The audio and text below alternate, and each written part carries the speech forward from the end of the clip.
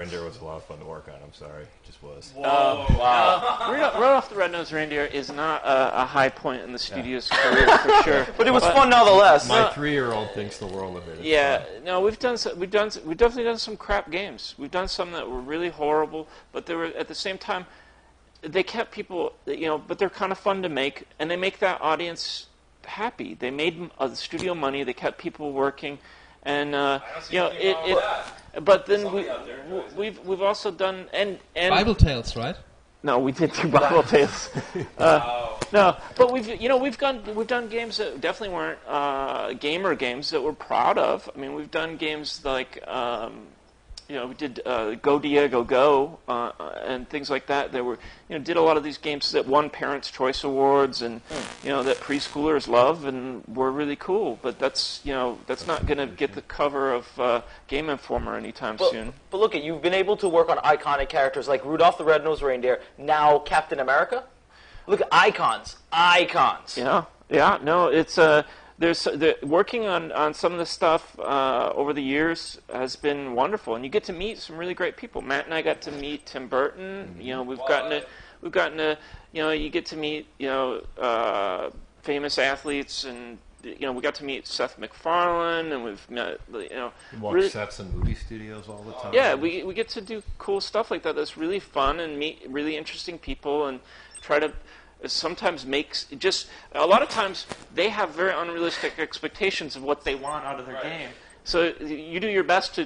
The more freedom you have to do what's right within the time frame and the budget, the better the game is. The more that they have crazy constrictions, the worse that the game is. And I can point to that. There's a corollary to that exactly. There's a lot of times where you have. A license holder and they want to make. God of War and World of Warcraft and the next GTA in 10 months with a ridiculous budget. Certain things you can't say. Okay. Since you're in the business of making games, this question comes up quite often. Is Heavy Rain a game?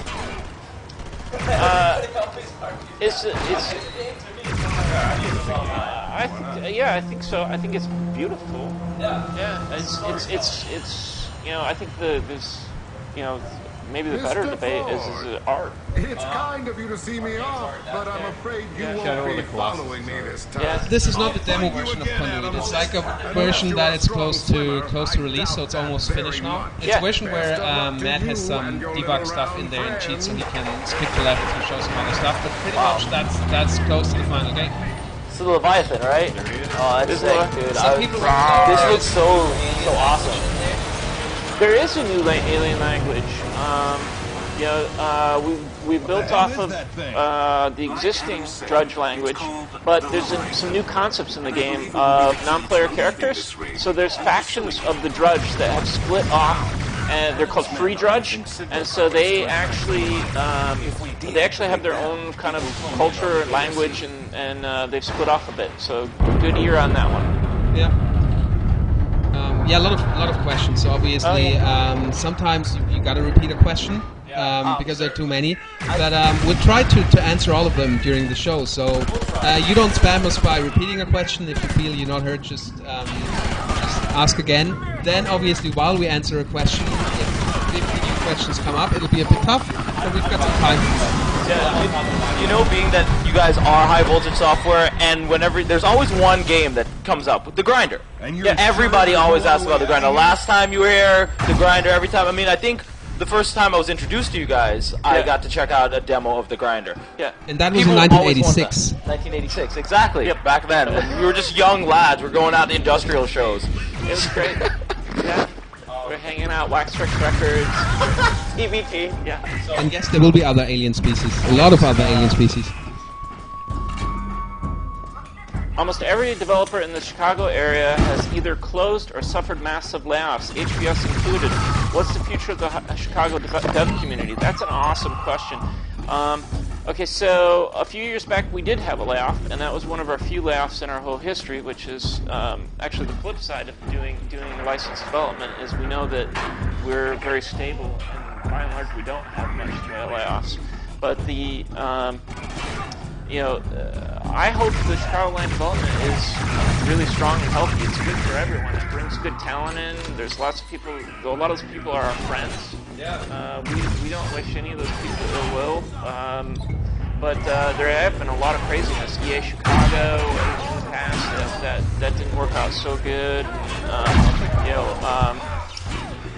He's breaking out beer. Start out, it's 5 o'clock somewhere, right? Yeah, 5 o'clock somewhere. 5 o'clock somewhere, like on the East Coast. So that's soda. Yeah, that's just soda. Sarsaparilla. Sarsaparilla. We have we have soda, and we have water. I'll have. Meant to confirm that the voice actors, people are asking about the voice actors. That is because of scheduling issues. If I got it right, they've not been available for the production time of the game. Some of them. Yeah, it just didn't work out. The timing and things sorting out. It's really. We want the game to be as awesome as possible. We looked around for some really good people. John St. John did a great job as our lead this time, and like anything, like an ensemble cast, you'd love to keep them all together, but it just doesn't always work out. Yeah. Okay, so I guess it's another assumption that people are making. Okay. It's supposed to be cheesy. It's just supposed to be cheesy because some of the dialogue is pretty funny and less serious compared to the Conduit. Yeah, no, it's definitely not taking itself. Sorry, this will have to do. It's not taking itself overly serious. We're trying to have fun with it. Really, with a lot of things, in Conduit 1. This interview is over. But seriously, like, how many sci-fi films are 1,000% serious? Yeah, every sci-fi movie has a bit of campiness to it. Absolutely. It's a sci-fi game, right? So. Thank you so much. Yeah, no, we didn't want to take ourselves overly serious. We wanted some more character in there, and humor is a good way to do that. And we're pretty decent at writing humor. We actually, I just want to say, we started off a little bit more serious, I think, and I think we knew pretty early on.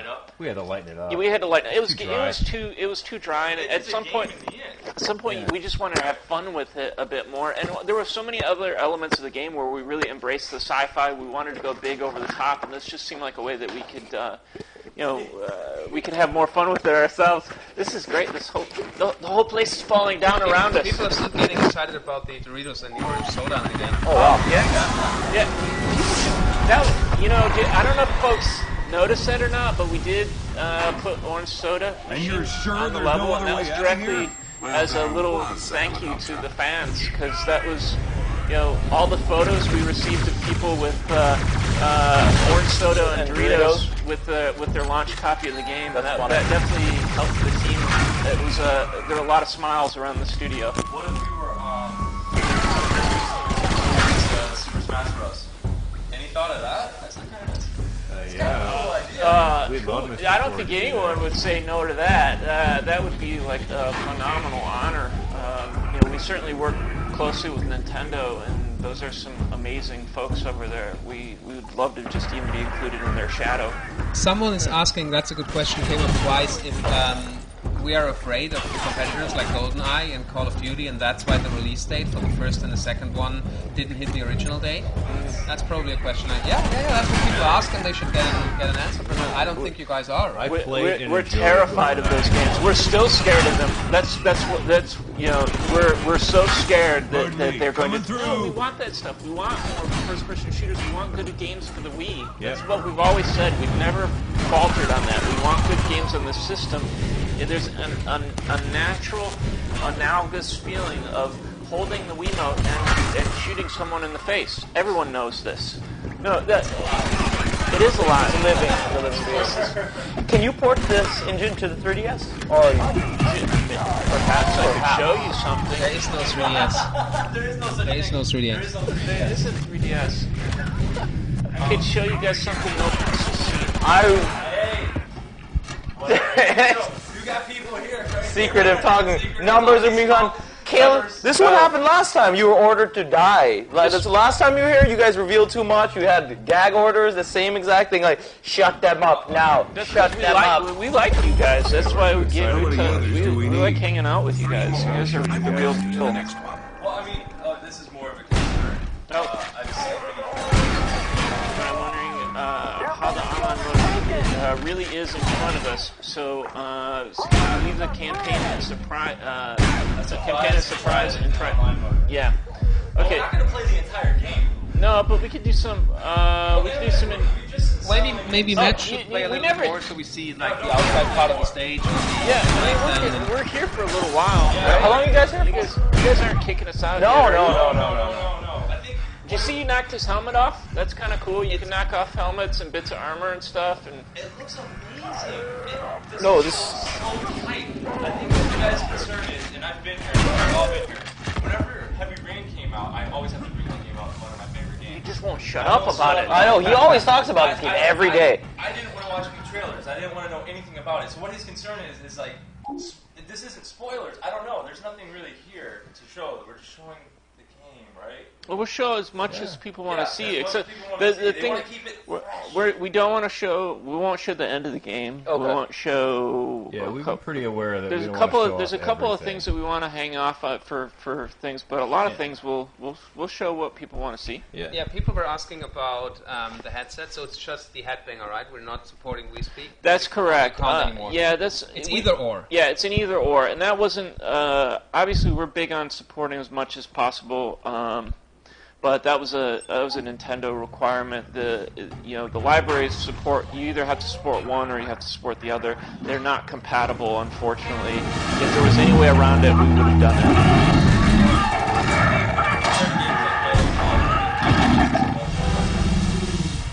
Well, we think it's very balanced. This is one of the things that we've had a lot of fun playing multiplayer since June of 2009. When we started working on this game, the first things we got up were gray boxes of multiplayer maps. So we've spent a lot of times on these levels making sure that they're balanced and fun to play. That's a luxury we just didn't have with Conduit 1. We were building the engine while we were making the game. This time around, we had a pretty solid engine. We made improvements to it, but it really allowed us to focus on making a good game. The customization will be visible on the gloves. So if you wear a different armor, you can see different. Like he's got different gloves, red glowing lights, all that stuff. It's got a very detailed customization mode. So that's something Matt's going to show later on. Yeah, the only thing there is I'd have to do some debug stuff to unlock. So actually, if we could turn it off for a while, we could definitely do that whenever you decide to do that. We'll be more than happy to switch it over to the PlayStation. We can or something. answer them questions in the meantime. We'll definitely do that. Whenever you guys feel that you want to this is an area that we need to not show or switch it to something else, just let us know. All right. Yeah, more than happy to do that. All right, we'll do that in a minute. Oh, yeah, no, it is Motion Plus. You don't need it, but it helps to balance the off-screen tracking. That was one of the questions here. Oh, okay. So it supports Motion Plus this time to make it more precise. Let's see what other questions are. Yeah. How fast is I the know frame this rate guy's TW Rehab. Yeah. You've been there with him before? Is that what that is? This name sounds familiar. That's a good question. Glomar, does that equal... that, by the way, that is Kieran. TW Rehab. Actually, when we started doing the I saw we left him in LA. Before any of the BP oil stuff or any of that kind of stuff, but it was kind of a weird happenstance. Yeah. I said this game is prophetic. The future. How is the frame rate hold up online? Very, very well. That was something that was really critical to us. That's why we. You'll notice when you go into online that we're not running quite as many maps. I mean, you check that out. Like when you go up to textures and things like that, they'll hold up. We've got lots and lots of maps going. Matt, you counted them out. We've got like 7 maps going on. Yeah, there's 7 layers of maps. There's your if anyone even understands what I'm saying, your diffuse, your spec, your cube. There's a detail map pass, a normal map, and then a bunch of other stuff too. Yeah, and so then, we've got all these materials going on at once. Fabian, you look tired. You should have had a nap on the sofa. Yeah. I don't know what this guy's referring to. I don't know what he's referring to. You should have a room to sleep tonight. This guy fell asleep in an interview. That's pretty cool, though. That's kind of like Ron Jeremy did whenever I interviewed him. He fell asleep. There's my rock star. There's my question for TW Rehab. Where are you going to sleep tonight? Oh boy. Let's see. How long do you guys intend on using the Quantum 3 engine?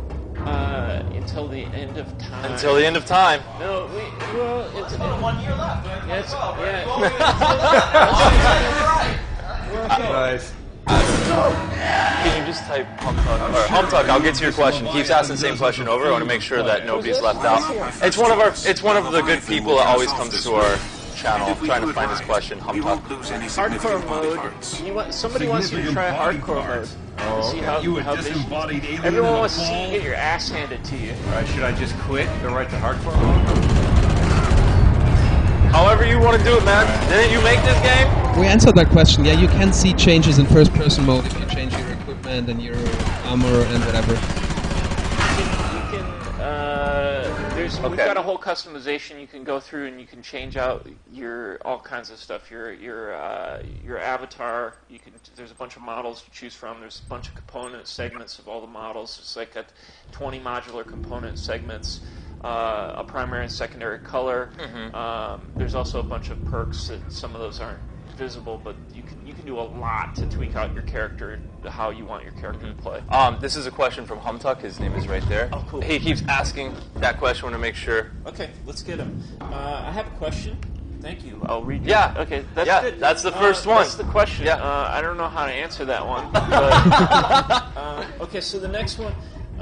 So we always hear from Bobby Kotick and game journalists about how people in the industry think that used games hurt developers. So straight from a publisher or developer. Right. How do used game sales affect you, and how do you think that they're bad for us? For the industry, For the right? industry. They say that all the time. I mean, it is bad. And unfortunately, GameStop doesn't have any. We're fortunate that there's a great store like GameStop in the U.S. that sells games and is out there and is focused on games. Well, it's a double-edged sword because when games are sold used, all of the profit goes to GameStop, and none of that money goes to... There's no trickle-down effect. There's no trickle-down at all. None of that goes to the publisher.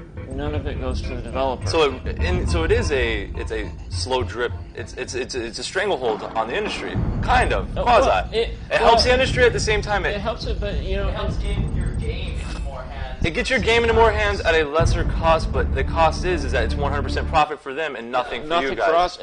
But at the same time, if really, and what as a gamer myself, what I get frustrated